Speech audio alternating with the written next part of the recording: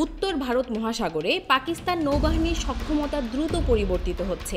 চীনের সঙ্গে করা $5 বিলিয়ন চুক্তির অধীনে পাকিস্তান 8টি হাঙর ক্লাস ডিজেল ইলেকট্রিক সাবমেরিন পাচ্ছে। এই চুক্তি পাকিস্তানের সামুদ্রিক শক্তি বাড়ানোর সবচেয়ে বড় প্রকল্পগুলোর একটি। হাঙর সাবমেরিনগুলোতে এয়ার ইন্ডিপেন্ডেন্ট প্রোলাপশন প্রযুক্তি রয়েছে, যা তাদের কয়েক সপ্তাহ পানির নিচে অবস্থান করার ক্ষমতা দেয়। দীর্ঘ সময় নিমজ্জিত থাকার সক্ষমতা পাকিস্তানের নজরদারি, প্রতিরক্ষা ও আক্রমণ প্রস্তুতিকে আগের তুলনায় অনেক বেশি কার্যকর করে। হাঙরের মতো এআইপি সজ্জিত সাবমেরিনগুলো 3 থেকে 4 সপ্তাহ পানির নিচে টানা অবস্থান করতে পারে, যা তাদের গোপনে চলাচল ও আন্ডার ওয়াটার কমব্যাট সক্ষমতাকে অনেক গুণ বাড়িয়ে দেয়।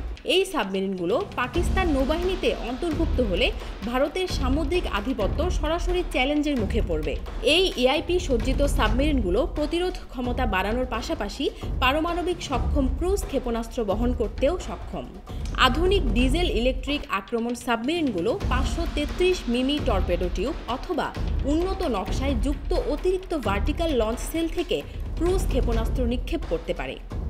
হাঙর শ্রেণীর সাবমেরিন এই সক্ষমতা পূরণ করে এবং উপযোগী ক্ষেপণাস্ত্র যুক্ত হলে দীর্ঘ পাল্লার হামলাতেও সক্ষম হতে পারে, যদিও এটি সফল ইন্টিগ্রেশনের উপর নির্ভরশীল। অন্যদিকে ভারতের নৌ সক্ষমতা বড় হলেও তাদের বেশিরভাগ পুরনো ডিজেল চালিত সাবমেরিন।